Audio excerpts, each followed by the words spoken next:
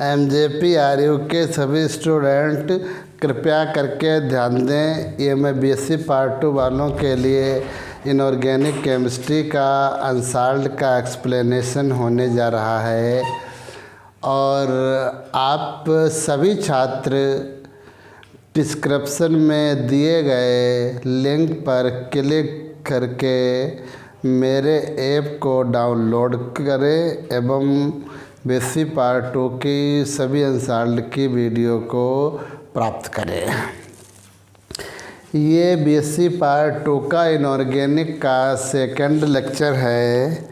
इसमें मैं आप लोगों के लिए क्वेश्चन नंबर 3 है। क्वेश्चन नंबर 2 फर्स्ट वीडियो में हो गया था। Discuss the following structural isomerism with example सहित इन्होंने कुछ स्ट्रक्चरल आइसोमेरिज्म पूछी थी, तो वो आप देखिए। सबसे पहली है कोऑर्डिनेशन आइसोमेरिज्म। इसमें देखिए ये कॉम्प्लेक्स केटायन है, ये कॉम्प्लेक्स एनायन है। तो इसकी डेफिनीशन है, जब कॉम्प्लेक्स केटायन एवं कॉम्प्लेक्स एनायन के बीच में लिगेंड का इंटरचेंज होता है तो वहाँ पर कोऑर्डिनेशन आइसोमेरिज्म उत्पन्न होती है। यहाँ पर आप देखिएगा कॉम्प्लेक्स केटायन ये है, कॉम्प्लेक्स एनायन है। इन दोनों के बीच में लिगेंड का इंटरचेंज हो गया है। अमोनिया के 2 मॉलिक्यूल इस साइड में आ गए हैं और CN के 2 मॉलिक्यूल इस साइड में आ गए हैं। इसीलिए इन दोनों कॉम्प्लेक्सेस में कोऑर्डिनेशन आइसोमेरिज्म है। दूसरी है हाइड्रेट आइसोमेरिज्म। जलीय समाविवता क्या होती है? अब इसमें जो है वे कॉम्प्लेक्सेस जिनमें वाटर के मॉलिक्यूल्स उपस्थित होते हैं उनमें हाइड्रेट आइसोमेरिज्म पाई जाती है। अब आप देखिए, जब कोऑर्डिनेशन स्फीयर के बाहर एवं अंदर वाटर के मॉलिक्यूल की संख्या में डिफरेंस होता है तो वहाँ पर हाइड्रेट आइसोमेरिज्म पाई जाती है। सबसे बेस्ट एग्जांपल देखिए CrCl3 6H2O। यहाँ पर क्रोमियम की कोऑर्डिनेशन नंबर 6 है तो H2O के 6 मॉलिक्यूल हैं, Cl3 जो है बाहर है। इसके बाद में आप देखिए H2O के 5 मॉलिक्यूल यहाँ पे हैं अंदर, इसीलिए एक Cl अंदर आ जाएगा क्योंकि कोऑर्डिनेशन नंबर जो है वो 6 ही होनी चाहिए। अब क्या होगा, बाहर 3 Cl की जगह पे केवल Cl2 के 2 मॉलिक्यूल रह जाएंगे और उसके बाद में अंदर का एक H2O का मॉलिक्यूल जो है वो बाहर चला जाएगा। इसके बाद में H2O के 5 के स्थान पे 4 मॉलिक्यूल है और बाहर जो Cl के 3 मॉलिक्यूल थे वो अंदर आ गए, इसीलिए 4 और 2 हो गए 6, अर्थात कोऑर्डिनेशन नंबर जो है 6 ही है। अब बाहर केवल Cl एटम 1 बचा हुआ है और वाटर के मॉलिक्यूल 2 बाहर आ गए। तो आप इनमें देख लीजिए, इन तीनों कॉम्प्लेक्सेस में कोऑर्डिनेशन स्फीयर के अंदर वाटर के मॉलिक्यूल की संख्या में डिफरेंस आ रहा है, इसीलिए इनमें हाइड्रेट आइसोमेरिज्म है। लिंकेज आइसोमेरिज्म मीन्स होता है बंद समावयवता। इस प्रकार की आइसोमेरिज्म एम्बीडेंट लिगेंड में पाई जाती है। एम्बीडेंटेट लिगेंड ये क्या होते हैं? उभयदंती लिगेंड। ऐसे मोनोडेंडेंट लिगेंड जिनमें डोनर एटम तो 2 होते हैं लेकिन एक कॉम्प्लेक्स में सेंट्रल मेटल एटम से केवल एक ही डोनर एटम अटैच होता है। इनमें और इनमें देखिए कितना अंतर है। इस वाले में NO2 में नाइट्रोजन एटम कोबाल्ट से अटैच है, इसमें NO2 में ऑक्सीजन एटम कोबाल्ट से अटैच है। इसीलिए इन दोनों कॉम्प्लेक्सेस में लिंकेज बंद समाविवता है। इसमें नाइट्रोजन कोबाल्ट के बीच में बॉन्ड का फॉर्मेशन हो रहा है, इनमें ऑक्सीजन और कोबाल्ट के बीच में, इसीलिए इसका नाम बंद समाविवता पड़ा।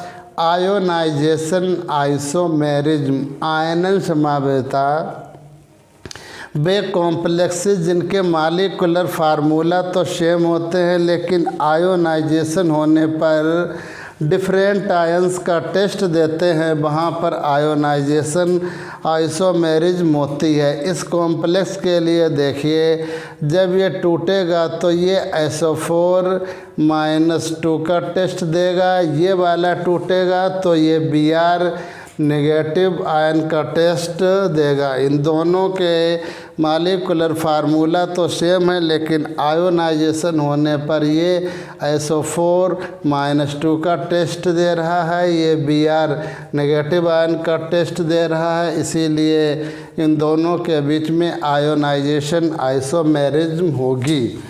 तो ये इन्होंने एग्जाम्पल से डेफिनेशन पूछी थी। अब आंसर नंबर 3 का आर में देखिए, लैंथेनाइड कॉन्ट्रैक्शन क्या होता है। लैंथेनाइड सीरीज में जब हम लेफ़्ट टू राइट की ओर जाते हैं तो इनकी एटॉमिक साइज स्मॉल होती जाती है। इस प्रोसेस के लिए हम लैंथेनाइड कॉन्ट्रैक्शन या लैंथेनाइड संकुचन कहते हैं। अब कॉजेज क्या है, जब हम लेफ़्ट टू राइट जाते हैं तो लैंथेनाइड्स में क्या होता है, अंतिम इलेक्ट्रॉन 4f एटॉमिक ऑर्बिटल में इंटर होता है। तो बाएं से दाएं जाने पर स्क्रीनिंग इफ़ेक्ट, इसे हम शील्डिंग इफ़ेक्ट भी बोलते हैं। स्क्रीनिंग इफ़ेक्ट तो लो होता है, जबकि बाएं से दाएं जाने पर न्यूक्लियर चार्ज हाई होता जाता है। इस कंडीशन में atomic size left to right जाने पर छोटा हो जाता है। तो आप हमेशा ध्यान रखिए, ये पोजीशन जहाँ भी आएगी वहाँ पर लेफ़्ट टू राइट जाने पर एटॉमिक साइज छोटी होगी। तो ये तो कॉजेज हो गया, अर्थात 4f एटॉमिक ऑर्बिटल की स्क्रीनिंग इफ़ेक्ट लो होता है, जबकि लेफ़्ट टू राइट जाने पर न्यूक्लियर चार्ज या नाभिकीय आवेश अधिक होता है। उसके बाद में एक्टिनाइड कॉन्ट्रैक्शन, जो डिफिनीशन उसकी है लैंथेनाइड कॉन्ट्रैक्शन की, भाई इसकी है। एक्टिनाइड सीरीज में जब हम लेफ़्ट टू राइट जाते हैं तो एक्टिनाइड सीरीज की एटॉमिक साइज छोटी होती जाती है, इसे हम एक्टिनाइड कॉन्ट्रैक्शन कहते हैं। अब आप देखेंगे इनमें अंतिम इलेक्ट्रॉन 5f एटॉमिक ऑर्बिटल में इंटर होता है, इनमें भी 5f एटॉमिक ऑर्बिटल का स्क्रीनिंग इफ़ेक्ट लो होता है, जबकि लेफ़्ट टू राइट जाने पर न्यूक्लियर चार्ज इंक्रीज होता जाता है। इसीलिए एक्टिनाइड सीरीज के एलिमेंट की भी लेफ़्ट टू राइट जाने पर एटॉमिक साइज स्मॉल हो जाती है।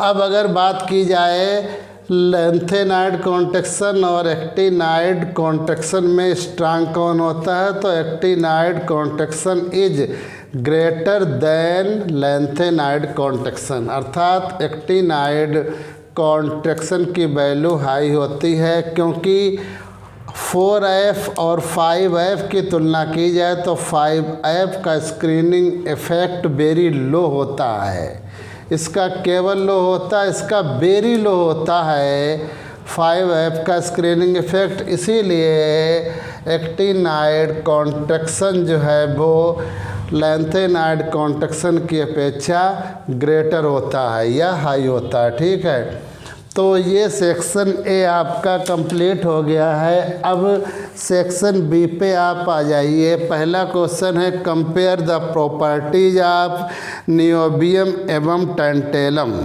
नियोबियम एवं टैंटेलम की प्रॉपर्टीज की कंपेयर करना है। देखिएगा, नियोबियम और टैंटेलम जो है ये 4D सीरीज में आता है, ये 5D सीरीज में आता है।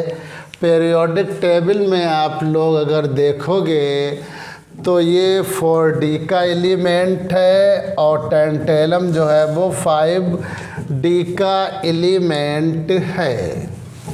लेकिन इन दोनों की एटॉमिक साइज लगभग सेम होती है। क्यों सेम होती है?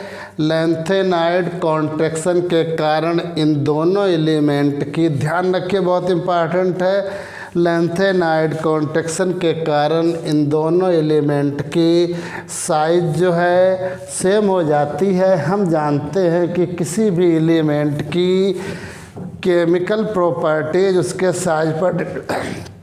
साइज पर डिपेंड होती है, इसीलिए इन दोनों का साइज सेम होने के कारण इनकी केमिकल प्रॉपर्टीज भी सेम होते हैं। लेकिन कुछ चीज़ें ऐसी होती हैं इनमें जिनके आधार पर हम इन दोनों एलिमेंट में कंपेयर कर सकते हैं। तो सबसे पहले ऑक्साइड्स आप देख लीजिए। ये दोनों एलिमेंट ऑक्साइड का फॉर्मेशन करते हैं, नियोबियम के द्वारा भी ऑक्साइड और यह टेंटेलम के द्वारा भी ऑक्साइड। इसके बाद में आप देखिए ये नियोबियम का ऑक्साइड सोडियम कार्बोनेट के द्वारा रिएक्ट होकर के इस टाइप की रिएक्शन देता है और इसी टाइप की रिएक्शन जो है टेंटेलम ऑक्साइड भी देगा। लेकिन इनकी अपेक्षा उनके द्वारा दी गई रिएक्शन जो है बहुत ही स्लो होगी। तो इन दोनों में इतना ही अंतर है कि इनके द्वारा फास्ट रिएक्शन होगी और जबकि Na2O5 के द्वारा स्मॉल या स्पीड से धीमे धीमे रिएक्शन होगी। इसके बाद में आप देखिए हैलाइड्स, दोनों एलिमेंट्स के द्वारा हैलाइड्स का भी फॉर्मेशन होता है। टेंटेलम पेंटा आयोडाइड है, ये नियोबियम पेंटा क्लोराइड है। तो इनमें आप देखिए इसका फॉर्मेशन टेंटेलम की I2 के साथ में रिएक्शन हो गई तो ये टेंटेलम का हैलाइड बन गया, जबकि नियोबियम के हैलाइड के फॉर्मेशन के लिए इसकी ऑक्साइड की कार्बन के साथ Cl2 के साथ में रिएक्शन हो गई, तब जाके जो है नियोबियम का हैलाइड का फॉर्मेशन हो गया। तो सभी पेंटा हैलाइड्स जो है वो एटमॉस्फेयर में सबलिम्ड होते हैं, अर्थात ऊर्ध्वापातित होते हैं और इस टाइप के हैलाइड्स ऑर्गेनिक सॉल्वेंट में सॉल्युबल होते हैं। इसके बाद में इन दोनों में कंपेयर ऑक्सो हैलाइड के द्वारा भी किया जाता है। तो दोनों के आप देख लीजिए पेंटा हैलाइड, दोनों के अर्थात नियोबियम के और टेंटेलम के पेंटा हैलाइड की ऑक्सीजन के साथ में रिएक्शन होने पर क्या बनेगा? Oxo halide. ये जब ऑक्सीजन के साथ में हाइड्रोजन अटैच हो जाए तब हम इसे बोलेंगे ऑक्सो हैलाइड। तो ये शार्ट नोट में आया था 2 नंबर में। तो इस टाइप से हम नियोबियम एवं टेंटेलम में कंपेयर ज्ञात कर सकते हैं। आखिर में मैं बोलूँगा कि मेरी वीडियोज़ के लिए आप ज़्यादा से ज़्यादा शेयर करें और मेरे चैनल के लिए अधिक से अधिक सब्सक्राइब करें, जिससे कि हमें और अच्छी वीडियोज़ बनाने का मौका प्राप्त हो और हमारे लिए मोटिवेशन एनर्जी प्राप्त हो।